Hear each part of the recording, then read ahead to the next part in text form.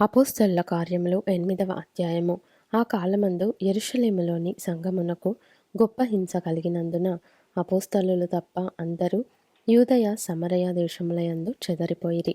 భక్తిగల మనుష్యులు స్టెఫనును సమాధి చేసి అతనిని గూర్చి బహుగా ప్రలాపించిరి. సౌలైతే ఇంటింటా జొచ్చి పురుషులను స్త్రీలను ఈడ్చుకొని పోయి చెరసాలలో వేయించి సంఘమును పాడు చేయుచుండెను. కాబట్టి చెదరిపోయి వారు సువార్త వాక్యమును ప్రకటించుచు సంచారము చేసిరి. అప్పుడు ఫిలిప్పు సమరయ పట్టణము వరకును వెళ్ళి క్రీస్తును వారికి ప్రకటించుచుండెను. జనసమూహములు విని ఫిలిప్పు చేసిన సూచక క్రియలను చూచినందున అతడు చెప్పిన మాటలయందు ఏక మనస్సుతో లక్ష్యముంచగా అనేకులను పట్టిన అపవిత్రాత్మలు పెద్ద కేకలు వేసి వారిని వదిలిపోయెను. పక్షవాయువు గలవారును కుంటివారును అనేకులు స్వస్థత పొందిరి. అందుకు ఆ పట్టణములో మిగుల సంతోషము కలిగెను. సీమోనను ఒక మనుష్యుడు లోగడ ఆ పట్టణములో గారడీ చేయుచు తానెవడో ఒక గొప్పవాడని చెప్పుకొనుచు సమరయ జనులను విభ్రాంతిపరచుచుండెను. కొద్దివాడు మొదలుకొని గొప్పవాని మట్టుకు అందరూ దేవుని మహాశక్తి అనబడిన వాడు ఇతడే అని చెప్పుకొనుచు అతని లక్ష్యపెట్టిరి.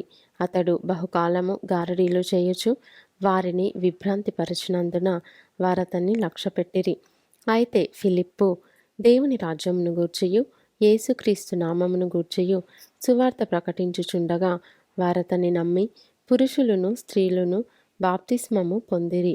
అప్పుడు సీమోను కూడా నమ్మి బాప్తిస్మము పొంది ఫిలిప్పును ఎడబాయకుండి సూచక క్రియలను గొప్ప అద్భుతములను జరుగుట చూచి విభ్రాంతి నొందెను.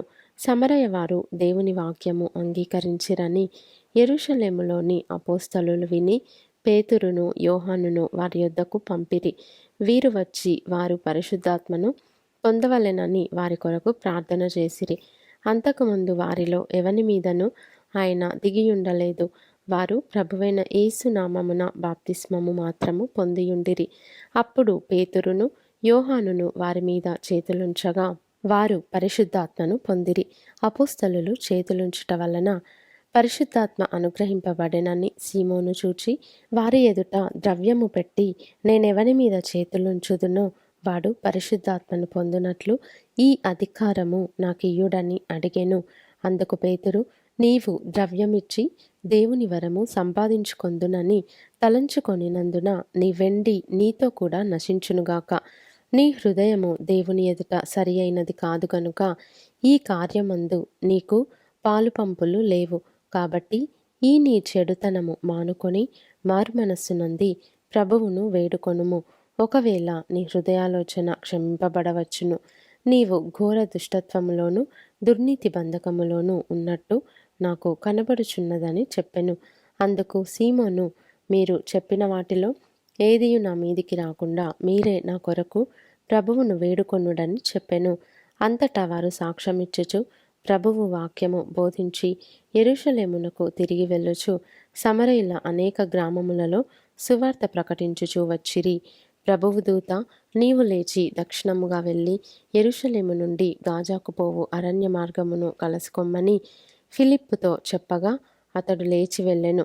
అప్పుడు ఐథియోపియుల రాణి అయిన కందాకే క్రింద మంత్రి అయి ఆమె యొక్క ధనాగారం అంతటి మీదనున్న ఐథియోపియుడైన నపుంసకుడు ఆరాధించుటకు యెరూషలేమునకు వచ్చియుండెను.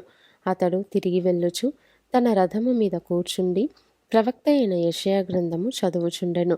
అప్పుడు ఆత్మ ఫిలిప్పుతో నీవు ఆ రథము దగ్గరకు పోయి దానిని కలుసుకొనుమని చెప్పెను. ఫిలిప్పు దగ్గరకు పరిగెత్తుకొని పోయి అతడు ప్రవక్త అయిన యెషయా గ్రంథము చదువుచుండగా విని నీవు చదువునది గ్రహించుచున్నావా అని అడుగగా అతడు ఎవడైనను నాకు త్రోవ చూపకుంటే ఏలాగూ గ్రహింపగలనని చెప్పి రథమెక్కి తనతో కూర్చుండుమని ఫిలిప్పును వేడుకొనెను. అతడు లేఖనమందు చదువుచున్న భాగమేదనగా ఆయన గొర్రెవలే వదకు తేబడెను.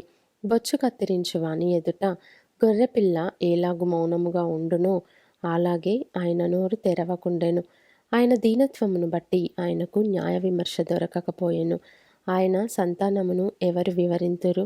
ఆయన జీవము భూమి మీద నుండి తీసివేయబడినది.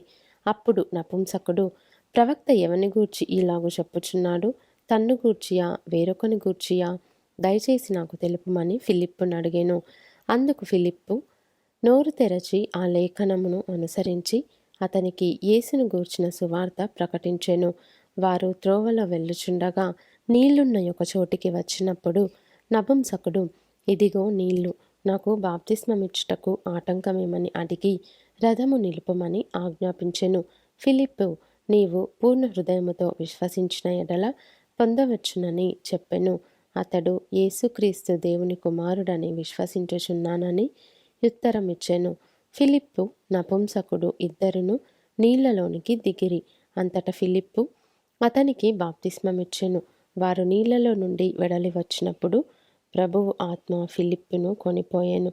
నపుంసకుడు సంతోషించుచు తన త్రోవను వెళ్ళెను. అతడు ఫిలిప్పును మరి ఎన్నడూనూ చూడలేదు.